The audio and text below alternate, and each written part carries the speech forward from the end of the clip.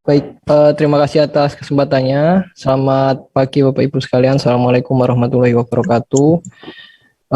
Mohon izin menyampaikan beberapa hal terkait sistem informasi sumber daya terintegrasi yang kaitannya terutama dengan BKD.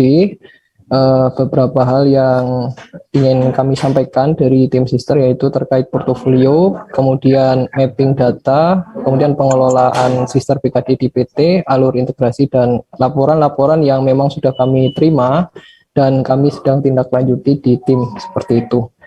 Baik, yang pertama terkait portofolio sendiri, ini mungkin sebagai gambaran ya bahwa tadi juga sudah sempat disinggung oleh Bu Ses, kemudian Pak Dir, Pak Iwan, kemudian Prof Eko, bahwa data-data Bapak Ibu dosen ya yang terkait dengan portofolio semuanya bisa diisikan melalui Sister ya, salah satunya di mana data-data portofolio di sini bisa selanjutnya kemudian digunakan untuk beberapa layanan sekaligus yang ada di Direktorat Sumber Daya, yang pada kesempatan hari ini akan fokus pada layanan beban kerja dosen seperti itu. Jadi yang kaitannya dengan data pokok, kemudian data tridharma, baik itu pendidikan, penelitian, maunya Bodekla ini hingga data penunjang, semuanya bisa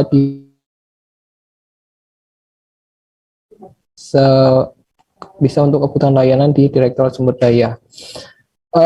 Jadi yang sebelah kiri adalah data-data portofolio, sedangkan yang sebelah kanan adalah layanan-layanan yang ada di Direktorat Sumber Daya yang mana yang aktif ya, seperti Serdos sudah aktif, kemudian BKD, kemudian yang belum aktif PAK ya, karena masih di PAK Kemdikbud, kemudian ada beberapa yang masih dikembangkan, terutama terkait SKP dan PAK Tendik. Kemudian berikutnya, ini saya coba sampaikan dari sisi mapping data ya, yang berkaitan dengan rubrik. Jadi kalau boleh saya jelaskan di sini di kotak sebelah kiri itu adalah jenis kegiatan atau data yang berasal dari rubrik BKD di WOBKD 2021. Kemudian berikutnya adalah kolom pengisian data. Datanya dari mana gitu ya, apakah dari Sister, dari peneliti, atau dari Sinta. Kemudian pengisian datanya oleh siapa, bisa dari dosen, admin, atau bisa ketiganya, atau dari API gitu ya. Kemudian apakah perlu validasi atau tidak, dan di bagian paling kanan ini kami coba sampaikan untuk pengisian datanya di menu Sister itu di bagian menu yang mana, seperti itu. Jadi ini mulai dari bagian A, bagian B gitu ya, dan seterusnya. Kemudian ini masih pada bagian B. Ini saya coba jelaskan beberapa, misalkan terkait bahan kuliah atau area ilmiah ya di poin B8, B9, pengisian datanya di Sister, pengisiannya bisa dilakukan oleh dosen, bisa dari admin, bisa juga dari API. API ini bisa dari sistem internal kampus jika sudah mendatakan data yang sama gitu. Kemudian untuk menunya di Sister, isiannya ada di menu bahan ajar, kemudian yang B9 ada di menu orasi ilmiah. Jadi mungkin ini sudah di-share ya ke Bapak Ibu sekalian, jadi nanti bisa sebagai bahan, sebagai gambaran gitu ya, supaya mempermudah dalam proses pengisiannya.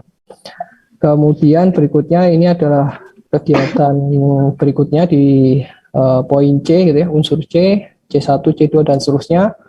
Ini ada yang dari Sister, ada yang dari Sinta, kemudian ini pengisian datanya bisa dari dosen, admin, maupun dari API gitu ya. Kemudian di sebelah kanan adalah menu Sister yang ada di publikasi karya, penelitian, paten, dan seterusnya. Kemudian ini untuk unsur yang D terkait pengabdian, ada beberapa menu di sini tertulis, dan yang berikutnya yaitu poin E, yaitu terkait penunjang. Jadi memang kebanyakan poin D, poin E gitu ya, semuanya dari Sister pengisiannya. Dan jika dicermati, proses pengisian datanya bisa dilakukan dari sisi dosen, dari admin, maupun dari API. Gitu. Ini masih di lanjutannya poin E. Nah, ini sebagai catatan Bapak Ibu, jenis kegiatan atau data merupakan kolom yang berasal dari kolom unsur atau subunsur rubrik BKD pada POBKD 2021. Jadi ini saya ambil dari, atau kami ambil dari POBKD 2021, kemudian kita coba mapping sehingga Bapak Ibu bisa ada gambaran nantinya. Kemudian berikutnya setelah masuk ke mapping, berikutnya adalah poin-poin inti ya yang bisa dilakukan oleh pengelola BKD di perguruan tinggi.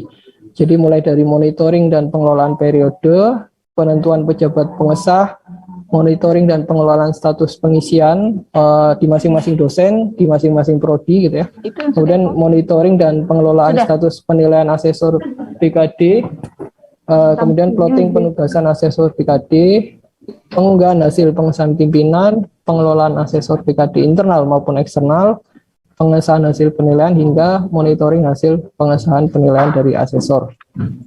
Nah, kemudian berikutnya yang berkaitan dengan BKD sendiri tadi ya. Jadi saya coba korelasikan dengan mapping tadi. Jadi pengisiannya ada yang di Sister PT, kemudian ada yang di PD Dikti, dan juga bisa melalui API atau dari sistem internal kampus gitu. Dan yang terakhir yaitu laporan-laporan yang coba kami himpun dan beberapa hal yang sedang kami tindak lanjuti. Yang paling atas mungkin yang paling banyak dilaporkan ya. Jadi ada sebagian yang sudah bisa melakukan pencetakan, tapi juga masih ada mayoritas yang belum bisa melakukan pencetakan laporan kinerja. Kemudian yang kedua terkait penyesuaian laporan BKD apabila dosen tersebut pindah home base di tengah-tengah pelaporan.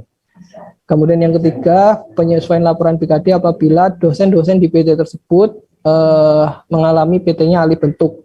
Kemudian yang berikutnya perubahan data tugas belajar.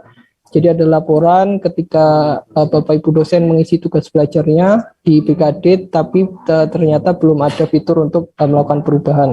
Kemudian pembukaan validasi pengesahan penilaian BKD, masih ada beberapa laporan. Kemudian ini yang juga masih dikembangkan API Sister BKD, kemudian pembuatan panduan teknis ini hampir selesai ya Bapak Ibu. Jadi nanti harapannya bisa di-share panduan yang terbaru terkait pengisian Sister BKD. Dan yang terakhir pengesahan laporan gaji dosen oleh pimpinan dengan tanda tangan elektronik ini terutama untuk PTN dan LLDikti saya pikir. Nah, saya pikir itu yang dapat saya sampaikan dari sisi Sister BKD ya. Mungkin dari laporan yang terakhir tadi, paparan yang terakhir, nanti ada tambahan beberapa yang belum atau memang banyak dilaporkan tapi belum tercatat gitu ya Bapak Ibu. Sekian dari saya, kurang lebihnya saya mohon maaf. Saya akhiri, selamat pagi, Assalamualaikum warahmatullahi wabarakatuh. Terima kasih.